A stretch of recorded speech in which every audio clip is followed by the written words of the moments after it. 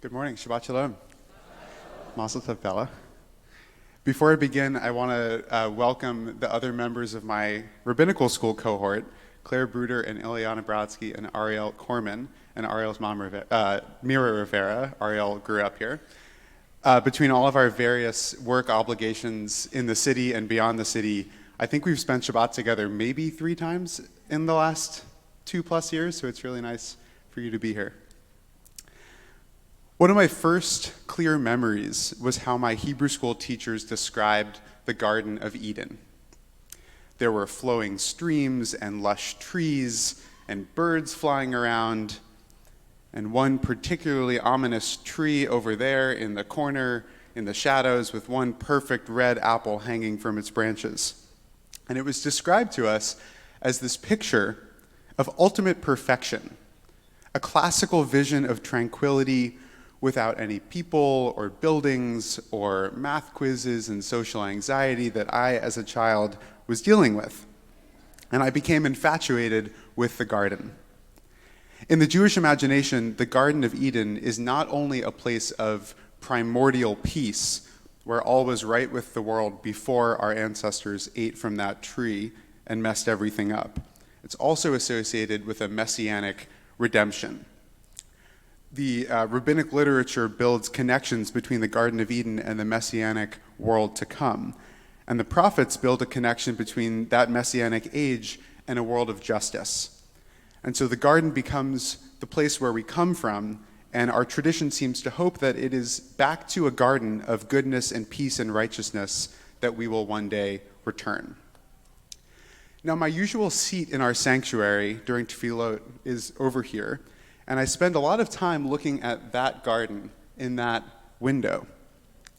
That garden is actually not the Garden of Eden. It's a depiction of a different garden described in the book of Job. But even that garden is associated with a messianic vision of peace. It's described in the pasuk written above and below it as being a place where human beings will make peace with the rocks and the wild animals of the field. The garden is where the good life is, or was, or could be. And it was in this garden of once and future wholeness that our first human beings, Adam and Eve, in our Parsha this week, first felt at home. But I often look up at this window while we are saying our prayers for the hostages and for Israel and for the people of Gaza and Lebanon, and I feel the alienation from Gan Eden deep in my bones. We are so far from that home. And we long for that home in every sense of the word. We long to feel a lasting comfort, to feel fully seen, to feel at peace. We long to feel at home in a world where every human soul is actually really treated as an image of the divine. One of the ancient questions Parashat Bereshit asks is, how did we leave that garden, and how might we return? When Adam and Eve first find themselves in the garden, they clearly feel at home. In fact, we're told in the last verse of chapter 2 that they feel so at home that even though they are naked, they feel no shame. But we know that that feeling is short-lived. And so if you have a Chumash, I'll invite you to open to page 18. God identifies the tree of knowledge of good and evil to Adam in chapter 2 and tells him, don't eat from this tree. And then the serpent gets involved. And in chapter 3, verses 4 and 5, the serpent says to Eve, Lo mot tumutun, ki yodea Elohim, ki biyom acholchem mimenu v'nifkechu enechem, v'hitem ki Elohim yodei tov v'ra. You are not going to die if you eat from this tree. But God knows that as soon as you eat of it, your eyes will be opened and you will become like divine beings who know good and bad. V'hitem ke Elohim. You will be like divine beings. Something about eating the fruit of this tree will make Adam and Eve like God. After they eat the fruit, we read that their eyes are opened and they perceive that they are naked, and they sew together fig leaves and make for themselves loincloths. So there's this connection between Adam and Eve becoming like God and experiencing this overwhelming sense of vulnerability and embarrassment. Most commentaries think that each is embarrassed to be naked in front of the other, and that's why they cover themselves up. But the commentator, the Or HaChaim, takes a different tack. He writes, Kol echad nitbayesh mechavero, that each of them is ashamed of the other person's nakedness, ashamed to be in the presence of each other's naked vulnerability. He writes that the nudity referred to in the verse is not just a lack of clothing. Adam and Eve are coming face to face with the unvarnished reality of each other for the first time, like they're waking up from a dream, and they can't handle it, and they're banished from the garden. And they're not only banished. At the end of chapter 4, we learn that Kruvim, these cherubs, are stationed as guards at the entrance to the Garden of Eden with a fiery sword to ensure that once Adam and Eve leave, they can never return. I want to suggest that Adam and Eve experienced expulsion from the garden because once they started to see each other the way God saw them, naked and real and blemished and probably anxious and confused, they couldn't handle each other's humanity. Really seeing each other, it was too intense, and they had to hide themselves, and that's what pushed them out. We all know that it can be uncomfortable to see someone in their fullness, especially if that person is experiencing something painful or vulnerable.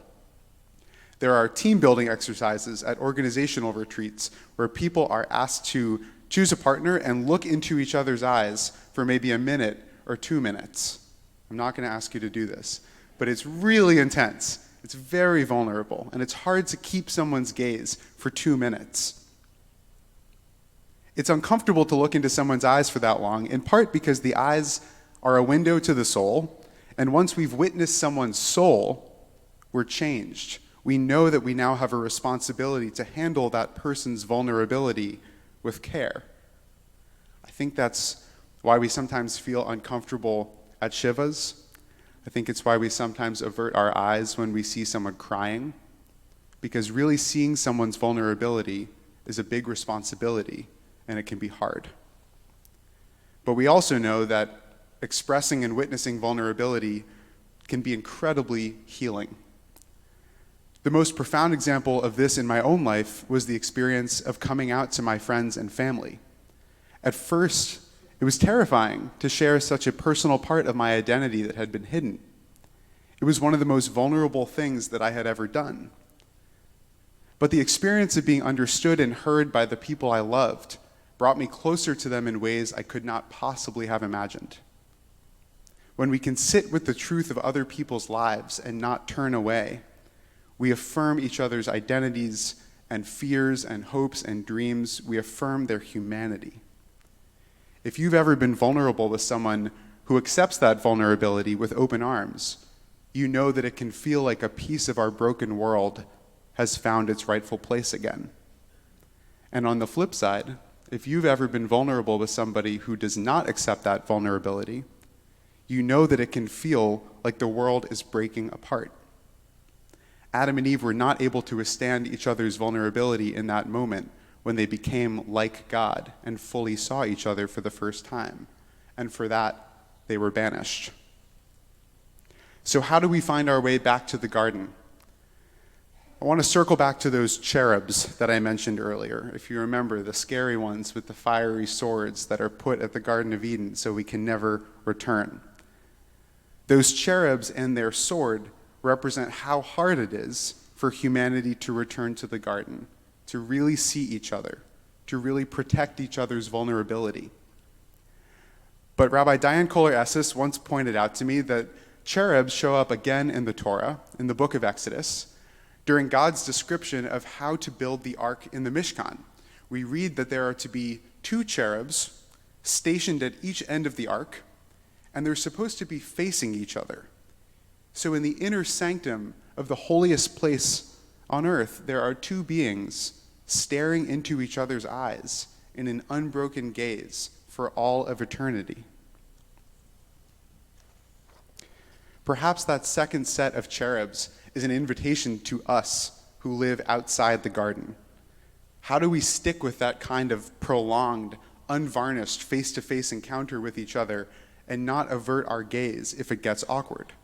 How do we commit ourselves to sitting with and celebrating each other's vulnerability. What would our world look like if we really acted like that? Please God, we will one day soon live in a redeemed world. We will return to Gan Eden, and we will experience the tranquility of that garden together, where everyone will be able to sit under their vine and fig tree, and no one will be afraid. We're far from it. But maybe the path home runs through vulnerability. Maybe through being vulnerable with each other and through welcoming it from each other. Being unable to handle each other's vulnerability was Adam and Eve's portal out of the garden.